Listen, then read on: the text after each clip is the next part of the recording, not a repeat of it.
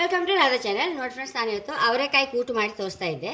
ಆಯಾ ಸೀಸನಲ್ ಸಿಗುವ ಕಾಳೆಲ್ಲ ನಮಗೆ ಲಾಯಕಲ್ಲ ಫ್ರೆಂಡ್ಸ್ ತಿನ್ನೋಕ್ಕೆ. ಹಾಗೆ ಫ್ರೆಶ್ ಕಾಳು ಸಿಕ್ಕಿತ್ತು ನನಗೆ, ಅದರದ್ದೊಂದು ಕೂಟು ಮಾಡೋಕ್ಕೆ ಹೊರಟಿದ್ದೆ ನಾನು. ಫಸ್ಟ್ ಇದನ್ನೊಂದು ಬೇಯ್ಕೆ ಹಾಕೊಂಬ ಫ್ರೆಂಡ್ಸ್. ಕುಕ್ಕರಲ್ಲಿ ಒಂದು 2-3 ವಿಸಿಲ್ ಬಂದರೆ ಸರಿ. ಬೇಯ್ಕೆ ಹಾಕೊಂಡಿದೆ.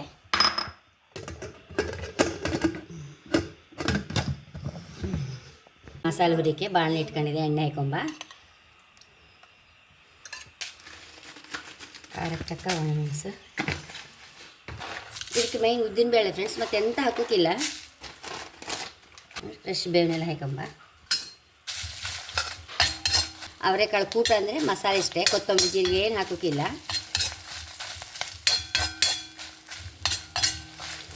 ಫ್ರೆಂಡ್ಸ್ ಒಂಚೂರು ಸಾಸಿವೆ ಹಾಕೊಂಬ. ಅದು ಹಾಕೊಂಡ್ರೆ ಸಾಸಿವೆ ಹಟ್ಟುವಾಗ ನಮ್ಮ ಮಸಾಲೆ ಹುರಿ ತೇಳಿ ಲೆಕ್ಕ, ಉದ್ದಿನಬೇಳೆ ಎಲ್ಲ ರೋಡ್ತಾ ಆಯ್ತು ಲೆಕ್ಕ ಫ್ರೆಂಡ್ಸ್.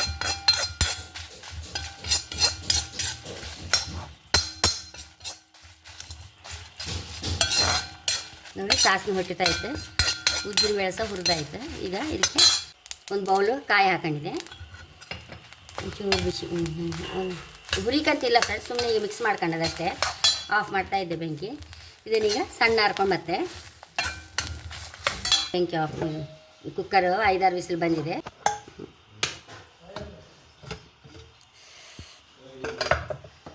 ನೋಡಿ ಫ್ರೆಂಡ್ಸ್, ಇಲ್ಲಿ ಪಾತ್ರಕ್ಕೆ ಹಾಕೊಂಬ.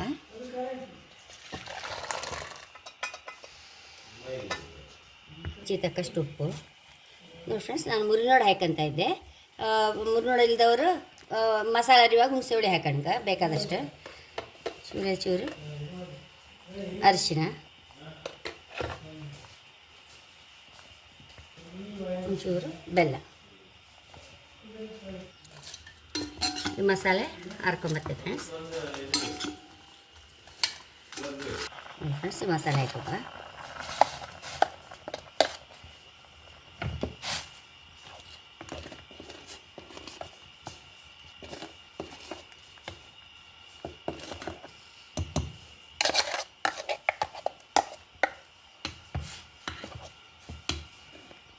ಫ್ರೆಂಡ್ಸ್ ಬೇವಿನೆಲೆ ಕತ್ತರಿಸಿ ಹಾಕೊಂಬ.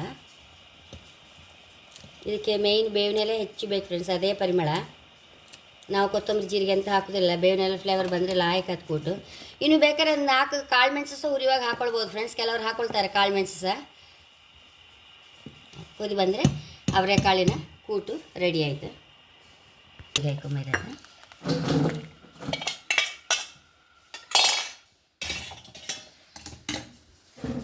ಎಷ್ಟೋ ರುಚಿಯಾದ ಅವರೆಕಾಳಿನ ಕೂಟು ರೆಡಿಯಾಗಿದೆ. ಒಂಚೂರು ಎಂತಾಯ್ತು, ಒಂಚೂರು ಹೀಗೆ ಒಂದು ಚಮಚ ಎಣ್ಣೆ ಮೇಲೆ ಹಾಕ್ಕೊಂಡ್ರೆ, ಹಸಿ ಎಣ್ಣೆ ಒಳ್ಳೆ ರುಚಿ ಆಗ್ತದೆ ಫ್ರೆಂಡ್ಸ್ ಇದಕ್ಕೆಲ್ಲ. ಒಂಚೂರು ಎಂತಾಯ್ತು ಹೇಳಿ ಟೇಸ್ಟ್ ಕಾಪ. ಈಗ